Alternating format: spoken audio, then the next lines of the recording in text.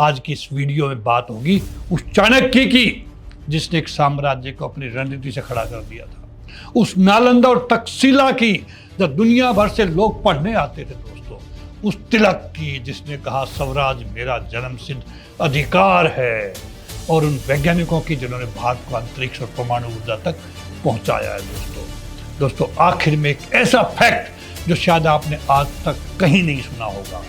दोस्तों वीडियो को अंत तक जरूर देखिए क्योंकि हर हिस्सा अपने आप में एक कहानी है। दिव्य नमस्कार, जय हिंद। मैं डॉक्टर टी.सी. राव और आप देख रहे हैं सोल्जर वॉइस। दोस्तों आज ऐसा विषय लेकर आया हूं आपके सामने में।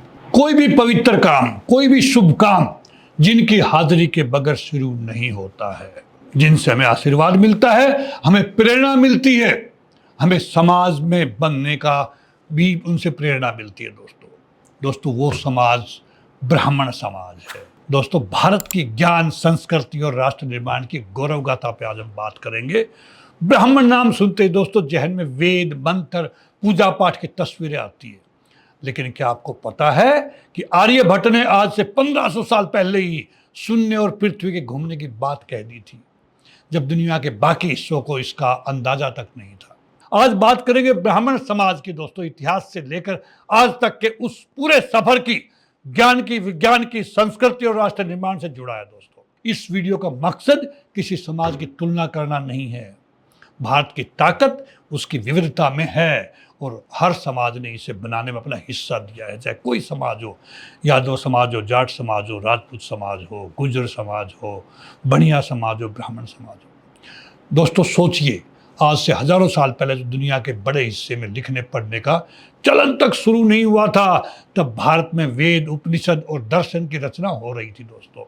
महर्षि व्यास, महर्षि वाल्मीकि, याज्ञवल्क्य, इन्होंने साहित्य और दर्शन को नई दिशा दी थी दोस्तों। पाणिनि ने संस्कृत व्याकरण का इतना व्यवस्थित किया कि आज भी भाषाविद उनकी अष्टाध्यायी को कंप्यूटर प्रोग्रामिंग जैसी सटीक संरचना मानते हैं दोस्तों। चाणक्य, जिन्हें कौटिल्य भी कहा जाता है, ने अर्थशास्त्र लिखा और चंद्रगुप्त मौर्य के साथ मिलकर एक साम्राज्य खड़ा किया। चरक और सुश्रुत ने चिकित्सा शास्त्र को इतना आगे बढ़ाया कि सुश्रुतु को आज प्लास्टिक सर्जरी का जनक कहा जाता है दोस्तों।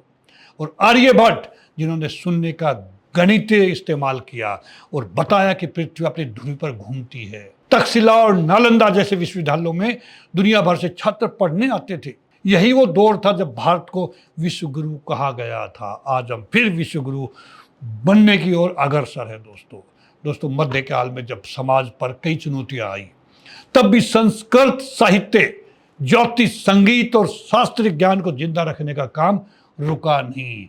आदि शंकराचार्य ने पूरे भारत में 4 मठ स्थापित कर देश को आध्यात्मिक रूप से एक सूत्र में बांध दिया था दोस्तों। रामानुजाचार्य, मध्वाचार्य, वल्लभाचार्य और चैतन्य महाप्रभु, इन संतों ने भक्ति आंदोलन के जरिए समाज को जोड़ने और जागरूक करने का काम किया, जो उस दौर में बहुत जरूरी था दोस्तों। जब ब्रिटिश राज में हथियार उठाना मुश्किल था, तब कई लोगों ने कलम की शिक्षा से लिख करके अपना हथियार बनाया। लोकमान्य बाल गंगाधर तिलक ने वो नारा दिया जो आज भी हर भारतीय को याद है दोस्तों, स्वराज मेरा जन्मसिद्ध अधिकार है। गोपाल कृष्ण गोखले ने संयमित लेकिन दृढ़ रणनीति से राष्ट्रीय आंदोलन को दिशा दी। मदन मोहन मालवीय ने बनारस हिंदू विश्वविद्यालय की स्थापना की, एक ऐसा संस्थान जो आज भी लाखों छात्रों को शिक्षा दे रहा है। और विनायक दामोदर सावरकर, जिनका नाम आते ही त्याग और संघर्ष की कहानी याद आती है दोस्तों। अक्सर ब्राह्मण समाज को सिर्फ शिक्षा और विद्वता से जोड़ा जाता है, लेकिन सच ये है कि भारतीय सेना, नौसेना और वायुसेना में भी इस समाज के अधिकारी और सैनिकों ने अहम भूमिका निभाई है। 1947-48 कश्मीर के ऑपरेशन लेकर 1962-65-71 के युद्धों और कारगिल तक कई अधिकारियों ने मोर्चे पर नेतृत्व किया। और ये भी याद रखने वाली बात है कि देश की सुरक्षा सिर्फ हथियारों से नहीं बल्कि रणनीति, रिसर्च और वैज्ञानिक क्षमता से भी मजबूत होती है दोस्तों। पहला परमवीर चक्र भी मेजर सोमनाथ शर्मा को मिला था 1947 और 48 की, जब कबाली कश्मीर में घुस आए थे। फोर्ट कुमाऊं के कंपनी कमांडर थे। मेरे ताऊ जी भी उनके अंडर में सिपाही के रूप में थे। तो दोस्तों मानिए, हमारे जनरल वी.एन. शर्मा जो आर्मी चीफ रहे हैं, उनके ही भाई हैं। उनका देहांत हुआ 95 साल की उम्र से ज़्यादा दोस्तों। तो दोस्तों, रणनीति, रिसर्च और वैज्ञानिक क्षमता से भी मजबूत होती है देश की ताकत। डीआरडीओ रक्षा संस्थान में भी इस समाज के कई वैज्ञानिकों का योगदान रहा है। अब बात उस क्षेत्र की जहां इस समाज का योगदान शायद सबसे ज्यादा नजर आता है दोस्तों, विज्ञान। भारत के अंतरिक्ष कार्यक्रम की बात करूं मैं, परमाणु ऊर्जा अनुसंधान, आईटी सेक्टर, गणित, चिकित्सा और इंजीनियरिंग में अनेक वैज्ञानिकों ने विश्व स्तर पर भारत का नाम रोशन किया, वो भी इसी समाज से थे दोस्तों। इसरो के कई मिशनों से लेकर परमाणु ऊर्जा आयोग तक रिसर्च लैब्स में आज भी हजारों वैज्ञानिक और शोधकर्ता इसी परंपरा को आगे बढ़ा रहे, वो इसी समाज से, ब्राह्मण समाज से है। अगर किसी एक छात्र को इस समाज की सबसे बड़ी पहचान कहा जाए तो वो है शिक्षा। देश भर में हजारों शिक्षक, प्रोफेसर, शोधकर्ता आज भी नई पीढ़ी को ज्ञान देकर के आगे बढ़ाए दोस्तों। स्वास्थ्य सेवा में भी डॉक्टर, आयुर्वेदाचार्य और सर्जन के रूप में योगदान जारी है इस समाज का दोस्तों। आयुर्वेद से लेकर आधुनिक मेडिकल साइंस तक, और आज ये समाज सिर्फ शिक्षा या सरकारी नौकरी तक सीमित नहीं है।